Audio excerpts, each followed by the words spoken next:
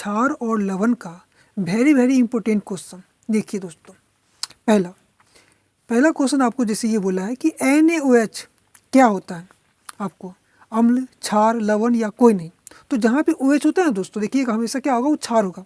ठीक है, निम्न में से किस विलयन का उपयोग दीवारों की सफेदी के लिए किया जाता है? तो इसको आपको याद रखिएगा, CaOH का ट्वाइस होता है। क्या होता है? CaOH का ट्वाइस। ठीक है, अब देखिए, जब लिटमस विलयन ना तो अम्लीय होता है ना क्षारीय होता है, तब इसका विलयन का रंग कैसा होता है? तो इसका विलयन का रंग होता है दोस्तों C बैगनी। वो हमेशा याद रखिएगा इसको। अब देखिए नवा क्वेश्चन जो बहुत इंपॉर्टेंट है, कौन सा पदार्थ लाल लिटमस को नीला कर देता है? तो लाल को नीला कौन कर देता है? तो इसका आंसर क्या होगा? क्षार। क्योंकि एक ध्यान रखिएगा, नीला, एक ट्रिक याद रखिएगा। तो अम्ल क्या कर देता है? नीला को लाल कर देता है। तो क्षार क्या होगा? लाल को नीला। ठीक है, अब देखिए 11वां क्वेश्चन, अम्ल और क्षार आपस में अभिक्रिया कर क्या बनाते हैं? तो अम्ल और क्षार आपस में अभिक्रिया कर क्या बनाते हैं? लवण बनाते हैं। उसके बाद देखिए क्वेश्चन जो ये, निम्नलिखित में से कौन प्राकृतिक सूचक है? प्राकृतिक मतलब प्रकृति से बना हुआ है। तो ये हल्दी हो गया। ठीक है, इसका आंसर सीधे।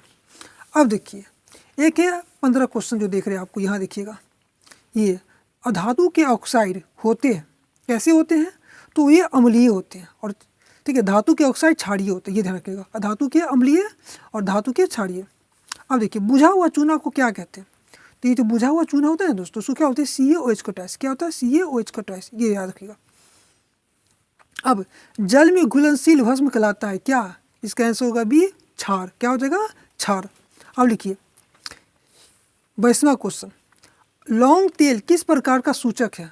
ठीक है, A, B, C, D कौन होगा इसका? गंधकीय, क्योंकि इससे गंध निकलता है इसलिए। अब देखिए निम्नलिखित में से कौन सा आयन लाल लिटमस को विलयन को नीला कर देता है? तो लाल को नीला, अम्ल क्या कर देता है? नीला को लाल। ठीक है, तो ये क्षार होगा। क्या होगा इसका आंसर? क्षार क्या करेगा? लाल को नीला कर देता है, OH। H+ रहेगा तो समझिए अम्ल है। अब 25, ये देखिए इसमें क्या होगा, कोई विलयन जो लाल को नीला कर देता है उसका pH मान क्या होगा? तो लाल को नीला कौन करता है? क्षार। तो उसका क्या होता है? 7 से अधिक होता है। अम्ल का pH मान 7 से कम होता है। वो देखिए उसके बाद अम्ल के जलीय विलयन में लिक्विड में कौन उत्पन्न होता है? तो अम्ल के जलीय विलयन में दोस्तों क्या उत्पन्न होता है?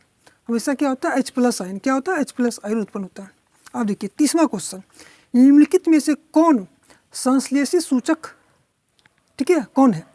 तो इसमें क्या होगा? संश्लेषित जिसको हम लोग खुद से बनाते हैं, मतलब आर्टिफिशियली बनाया जाता है मानव की तरह, मिथाइल ऑरेंज। धन्यवाद दोस्तों।